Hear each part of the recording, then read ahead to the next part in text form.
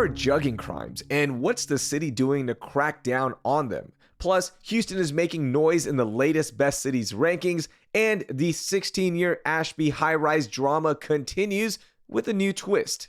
It's Friday, so I'm bringing in Pulitzer Prize finalist Evan Mintz and electric Houston personality Antre'chelle Dorsey to break down all of the news this week in H-Town. Before we get to today's episode, please take a moment to complete our listener survey at citycast.fm/survey so we can learn more about you. This information will help us better serve you with CityCast Houston. The survey takes about 5 minutes and you can do it right there on your phone. And once you complete it, you'll be entered to win a $250 Visa gift card. We need 100 of y'all to complete it, so it'll be really cool if you can help us out. It's Friday, June 9th. I'm Raheel Ramzanali, and here's what Houston's talking about.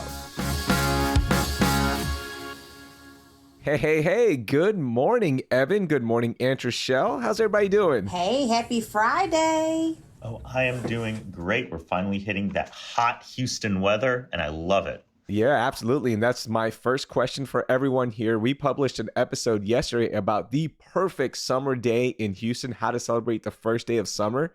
What's your first day of summer tradition, Antre'chelle? Listen, I can't say that I have a first day of summer tradition, but what I can say is I love to run and jump in the pool. Don't sit by it. Don't pose by it. Run and jump in it. Okay, good. Here we go. Play in the pool. Have some fun. How about you, Evan? Oh, I like putting sprinklers out in the front yard and running around in it with my kids. Just utter chaos. Like there's no order. There's no real games happening. Kids are getting splashed in the face. People are falling down in the mud. Like that's what I'm looking forward to. Oh, I love it.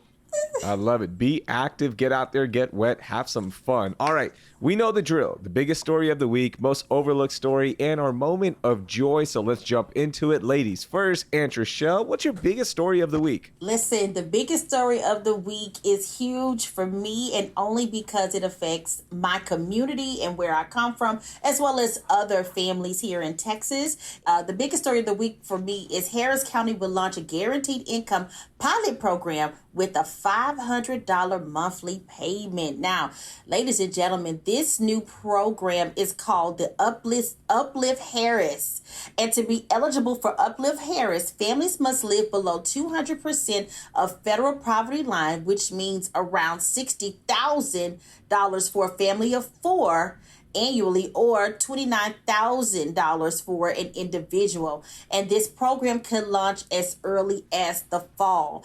Now, people are complaining about this. Some people are excited about this. But I do know that coming out of the pandemic, these guaranteed income programs they've just become increasingly popular in cities and communities run by elected leaders with a strong Democratic lean. Now, I must tell you where this will start.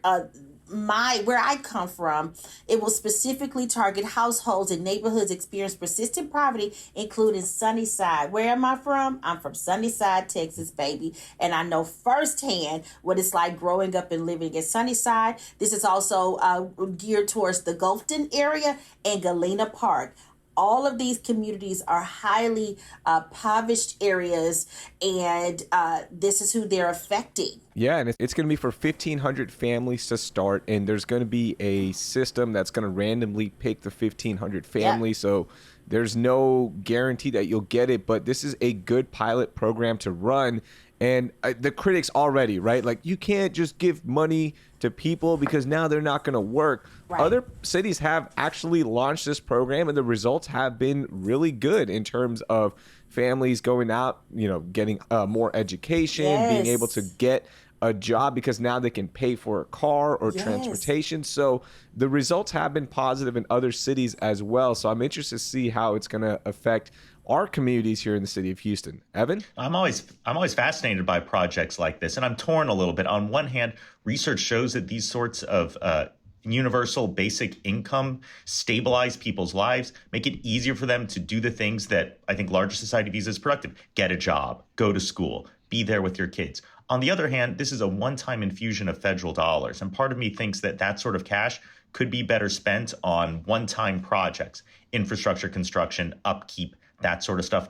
At the same time, maybe it just takes that 1 year of stability for a family to get them to a place where they can be successful for the rest of their lives. See, Evan, I'm so glad that you said that about, where the funds could actually go and they could be misused, used other places. This program will last for 18 months. And the county we paid for the program using $20.5 million from the Federal American Rescue Plan Act. So there were already set aside funds for this. So I get where you're coming from, but because I am from Sunnyside, Texas, I know what it's like. I thank God for the life that I was able to have. And it's all about the exposure. I had a wonderful family who exposed me to new things. These people who have been experiencing this in other cities, in other places, they have been able to take sick days off. Little things to us, right? Yeah. They're huge for them. This $500 is relieving a lot of things. They were able to say, okay, yes, I can take a day off of work because I have this money. My child can go to the doctor. One gentleman in this article, if you guys want to look at this, it's in the Houston Chronicle. One gentleman in this article was able to get a better job with this money, right? Yeah. Because he was able to rest. He was able to get educated, a certification, if you will. And now he has a better job thanks to a program like this. So no, it's not just paying people to be unemployed. It is actually giving them a leg up in a manner or in a way that they probably couldn't based upon their area and their childhood. Yep, absolutely. Absolutely. That's a really cool program to watch out for. We'll see what the results are, and we'll see how it impacts our community as it runs for the next 18 months. And again, the lottery system will get going here, hopefully in the next couple of months. All right, Evan, what was your biggest story of the week? My biggest story of the week is the vote at City Hall on the annual budget. But the big part of that I think has been getting some well-deserved coverage is that part of the budget is going to help the city maintain drainage culverts. And for decades, the city has said that, well, that's the responsibility of the individual property owner. It's up to you to maintain your ditch.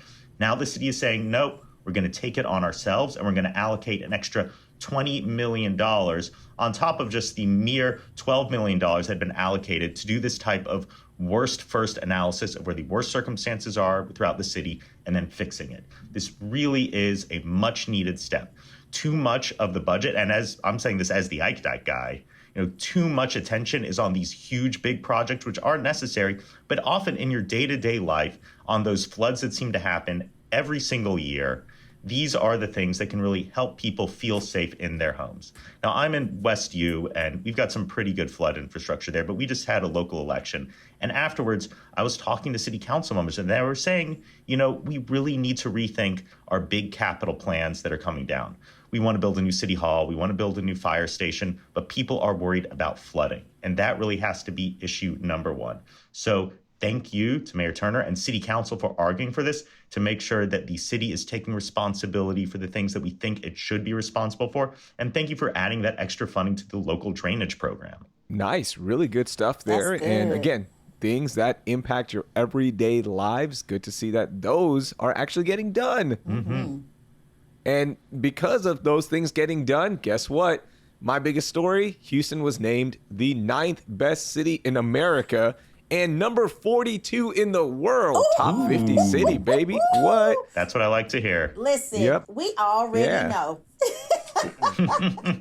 So the ranking comes from World's Best Cities, a website that compiles this data and uses factors like culture, the food scene, of course, the cost of living, how many Fortune 500 companies are in the area, and all that factored into having Houston as a top 10 city in America. Do y'all want to guess some cities that were ahead of us? Who cares? We coming for you. Who are you? Let's see who they are. New York was number one, of course, because of the New York bias. Everyone loves New York. Chicago was number 2. All right, that's not too bad. LA came in at 3. San Francisco, Washington, D.C. Miami was at number 6. Boston was at number 7. I would rather live in Houston than Boston. Seattle was 8, and Houston came in at 9. Dallas came in at 15. So we're just beating Dallas again like it's no big deal. We always beat Dallas. I don't know why they think Dallas is such a big deal. It ain't. It's not even competition right now. Argue with your mom. I don't care. Yeah. From the rankings, Houston actually had the 4th best food scene, and I will argue it's number 1 because of the number diversity, the ease to get to the restaurants, the parking issues. Would you rather go to a restaurant in New York or in Houston? Houston, Easier in Houston. all day. There we go. All day. So just making some national and world noise. Any thoughts? Excitement. I mean, we know what it is. We from here. We're born and bred here. We know how dope it is here. I mean, listen, we still here. No, it always drives me nuts. This happens every now and then. I'm going to New York. I'm going to D.C. And people are like, oh, Houston. Yeah, what's it like being, in a small town like that? And I just want to glare at them. Houston is a huge city, a huge region. That's why I get a little pleasure. Say I have to go to Oklahoma City. Say I got to go to Albuquerque. Yeah. And I tell people I'm from Houston. They're like, oh, Houston. Well, we don't have everything that Houston has, but we're a nice little place. Right. Yeah. It's just you got to put things in perspective. Hey, CityCast Houston. It's Michael Ziviak. While CityCast Houston works hard every day to connect you with the stories that matter most, I'm working in the background making sure that our listeners are connecting with the best that Houston has to offer. So what does that look like? It means meeting with the people who make Houston what it is. The business owners, the stakeholders, the decision makers, the Houstonians who put together those food festivals you enjoy, the concerts you attend, the exhibits you can't miss, and who make those candles your mom can't stop talking about. If this sounds like you, let me help you get your message out to the city's best audience with an ad right here on the CityCast Houston podcast and on our sister daily newsletter, Hey Houston. Shoot me an email at ads@citycast.fm and let's connect. All right, let's get to our most overlooked story of the week. Antre'chelle, what you got for us? Listen, piggybacking off of that wonderful story about Houston being a top 10 best, we do have to look at something that we need to pay attention to. Houston skyscrapers make it the tallest city in Texas. But guess what? Austin is closely on our heels. Now, according to this article, if you stacked up all the skyscrapers in Houston, they'd rise to more than 1,000 feet higher than Mount Everest. I thought that was so wonderful because everybody talks about how big Mount Everest is. I've never been and I'm not going. But to know that Houston is 1,000 feet higher than Mount Everest makes me excited. But studies are showing that Austin is coming in at number 2. But what they're working on right now, their buildings are approaching 1,000 feet or higher, and that can be completed by 2026. We don't have much time, Houston. We got 3 years to make it happen. What we gonna do? We're not going to do anything. I don't think there's any I don't think we have any plans for any new big buildings, huh? We got to get on don't. top of that. We Right. can't let Austin have the tallest tower in Texas. We can't let it happen. Chase Tower downtown, so tall. Can we put a spire on top just to cheat our way out of this? Empire State Building's got a great spire on top. Let's just put something on top of it. We'll put an elevator in it. You can go to the top. There's an observation deck, a restaurant. Let's just do that. We need so at to least do we can something. keep this. Agreed. I know. Well, and also I think one of the overlooked parts is how do you measure all the tall towers in Houston? Because we've got downtown, yeah, but then you've got all these tall towers in the Galleria area. And then you've got all these in the museum district. And then you've got all these out in the energy corridor. We don't have just that one downtown with all the skyscrapers. We've got a lot of different skyscrapers. You just drive down any freeway, you're boom, skyscraper, boom, skyscraper. It doesn't make any sense. I love it. One thing I can tell you is that the company tallied up collective height of tall buildings in cities across the state to determine the ranking. And the people who did this, as you said, the study was by Texas Real Estate Source. And that's a brokerage and website focused on real estate. So that's where we got this data from. I must tell you, yesterday my husband and I were driving down 59 and we came across the Houston skyline and my child said, look, we're in New York. And we looked and smiled and said, no, baby, we're here in Houston, But I thought that was great. I think it was absolutely wonderful. Our skyline is great. But Austin, we coming for you. My 8-year-old does the same thing. Anytime we cross over any of the big bypasses and you just see all of downtown, it's one of those moments you go, wow, look at downtown. It looks so awesome. Beautiful. It is a beautiful downtown. It looks great. is. So, It is. hey, Austin, take the title. No big deal. Keep Austin corporate. All right. None of that. Yeah, keep Austin corporate. It's not the Austin that we all grew up with. No, it's not. It is not. It is not. But go ahead. Evan, what you got for us? What was your most overlooked story of the week? Most overlooked story of the week is another lawsuit against the Ashby high-rise. This fight is 16 years old, speaking of trying to build skyscrapers. I mean, this fight is old enough to drive at this point. Right now, neighbors around this proposed tower in the museum district are suing, saying the developer isn't following the rules that were laid out in a 2012 agreement between the city and the developer, more than 10 years old. Now, the developers of this tower have said, like, well, we've tried to accommodate local demands. We've made it shorter, there are fewer units in it, and we got rid of a ground level restaurant because of the impacts on traffic. It just seems like the people opposing this tower are shooting themselves in the foot. Who wouldn't love a nice little neighborhood restaurant? Like, why do you want to get rid of that? And they've also said that, well, the designs for the pedestrian plaza around the tower aren't as big as they originally said, and they're going to get in the way of the pedestrian realm laid out by the city right of way.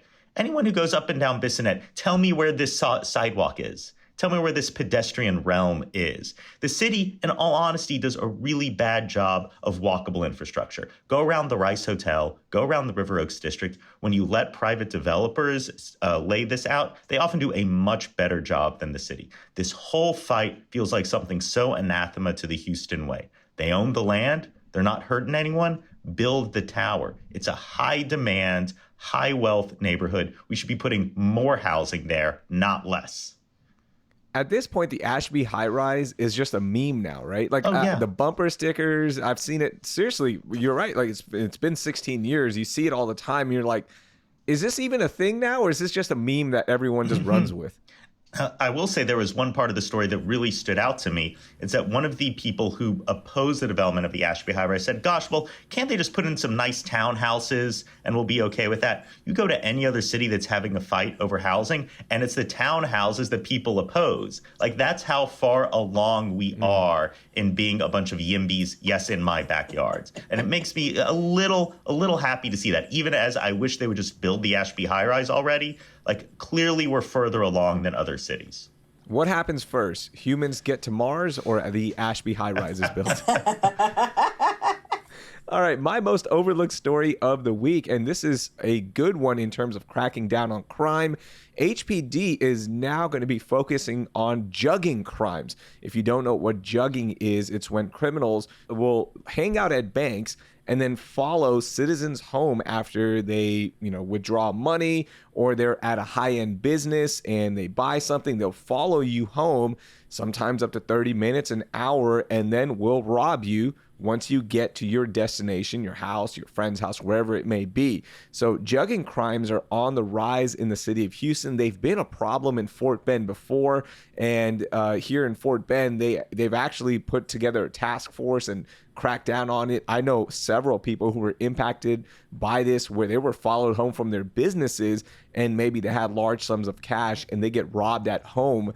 So jugging crimes are on the rise in the city of Houston, but HPD is fighting back. They're going to be partnering up with other enforcement departments and investigation divisions, and they'll be patrolling a lot more. So good to see that they are cracking down on this, because it is a huge issue. Listen, I agree, and I'm excited about this, but I need to know, who called this jugging? This is robbery. Why do we need a name for it? This is just straight up robbery. I don't know the origins of the name, but I guess it's a different type of robbery, right? Like it's a long form robbery. It is robbery, period. It's like, listen, I can't even describe it, because you robbing folks, period. It's the Jack Boys. Like, what is it? It is robbery. It's not necessarily robbery, because if I have to go back and reassess my terminology, but often there's a difference between robbing, where you go into a building to get money that's already there, versus stealing something from someone who is, outside of a building with it. And if you look at the way that our legal code is laid out, our criminal code is laid out, there are different punishments and different definitions for different sorts of crimes, for different sorts of thefts. Well, color me educated, child, because it was, you take something from me, you're stealing, and I'm going to handle it accordingly, okay? No, I'm glad to see this focus on the events themselves, because I think all too often our political debate is focused on trying to make the harshest punishments possible when we get people and we think that'll show them, that'll stop anyone from doing this. And what the research shows is that it really doesn't. It's not the severity of the punishment, it is the certainty of getting caught. And if you have HPD really putting focus on trying to catch people who do this, like one, it creates a disincentive because you won't get away with it. And two, often a large number of crimes are committed by a small number of people. If you get those few individuals, it really solves the crime problem. All right, let's get to our moment of joy. What sparks some happiness inside your soul? Antre'chelle, come on. Listen, the way to my heart is a good food, and I'm excited to announce that Bun B's Trill Burger has a brick and mortar spot. It brings me so much joy to know that I can pull up and get me a burger. Now, I'm going to have to stand in line because Trill Burger is popular, darling. But it is here. And not only did Trill Burger open this week, it is bringing out all of the celebrities. It is going viral right now. Ludacris, ATL rapper Ludacris, came down to take his first bite of the Trill Burger. They got it on TikTok. It is going crazy. And this opening this week has been bringing out a lineup of who's Houston rappers: Slim Thug, Willie D of the Ghetto Boys, and it's just, you just want to go over there to have a burger and to see your favorite Houston celebrities. Now, I know, Raheel, I don't think have you had a Trill Burger bite before? Not yet, because I'm an elitist. I hate waiting in lines. I will not wait in lines for food. There's nothing that good where I'm waiting in line for that long, but I will go now that the brick and mortar is open, and once they get that service speed down, I am all about it. And the best part about where it's located right there on Shepherd, you can make a great day out of it. You can walk right down to Cactus Music, pick up some vinyls, why don't you pick up some albums, all right? Support Bun B. Yes. And get some music as well. It's right there, and it's a cool area to be in. Well, maybe we should do, maybe we should do a CityCast Houston lunch break and do it at Trill Burger. Let's do it. And we'll that way you do not have to wait in line, Raheel. You're a little bougie. They will bring it straight to us off the grill, because you cannot eat a Trill Burger cold. You got to eat it straight off the grill. That's how Bun B serves it. So maybe we should do that. And maybe we'll do that for the social medias.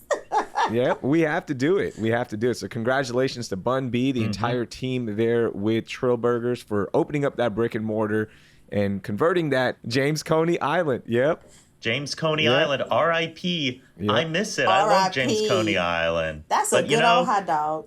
Times change, places change. I do have to say, I saw on social media, I don't know if it's true, but it's a good story, that people are driving up in their fancy cars, in their lowriders, and getting them stuck on the driveway into the burger joint. That is just, it's a really bad little driveway from the street into the parking lot. It's a little too steep, and people in their lowriders are getting them caught up there. Now, I don't know if this is true. I didn't see it myself, but I saw folks making reference to it, and I want to see a follow-up. I want to see what's going on over there. That's if the lowriders can make it through all the construction on Shepherd. I know. That's a dangerous drive there. It is. Uncle Bob, we got to fix that driveway. Yeah. I love it. Evan, how about you? What was your moment of joy? Oh, my moment of joy was seeing the Saudis offer us all a nice little lollipop. That they are sweetening prices for oil traders by cutting their production. Not all of OPEC is doing it, just Saudi Arabia. And thanks to these high oil prices that they're maintaining, Texas has the revenue to keep funding our schools. Texas has the revenue to pay for these property tax cuts that the state says they want to do. When I see this happen, I go, yeah, keep us in business, Saudi Arabia. Better you keep prices high than keep them too low. There you go. Good for Houston. All right, my final one, my moment of joy. We've talked about this website so much, and we actually have an episode with Houston Landing, but the website has officially launched, and we've got some great local reporting, community reporting now up. Houston Landing is live, and one of their stories to start off the week, it's a complaint that I've always had. They looked at the high prices of parking at the medical center and just how crazy it can get when you are there to support a loved one or taking a loved one to get medical care, and just how expensive it can be. They had a great story on that. They had a really good story about what to do this summer with your kids and so many different options for kids in Houston, because summers can be boring. A lot of activities to be had. There's a lot of good local reporting, so please check them out. Houston Landing has officially launched, and it's going to be one of my daily stops when I'm getting the latest on Houston news. So congratulations to their whole team. No, congrats to them. That was a great story, and they have a wonderful quote in it from the CEO of the Texas Medical Center. "We run a parking business here," and that really is what the Texas Medical Center does. All the individual hospitals, they do the research. The doctors there, they do great work. But the TMC itself, it's about parking. It's all Yep. about parking. At the end of the day, it's all about that parking spot. All right, that will do it for today. Antre'chelle, thank you so much. Evan, thank you so much. Have a great weekend, and we'll talk to you down the road. See ya. Talk to y'all later. That was Evan Mintz and Antre'chelle Dorsey. You can find all the stories we talked about in our show notes. Before we go, do you have a friend who's always complaining about how they have nothing to do in Houston? Well, send them our podcast so we can help them take full advantage of everything our city has to offer. Just hit the share button on your podcast player app or head to houston.citycast.fm. That's all for this week on CityCast Houston. Our lead producer is Dina Kespa. Our producer is Carleon Jones. Our newsletter editor is Brooke Lewis. And the host is me, Raheel Ramzanali. Our music is by the band All the Kimonos. We'll be back on Monday with a look at why the city keeps ticketing a group for helping the unhoused community. Thank you for listening, and I hope you learned something new.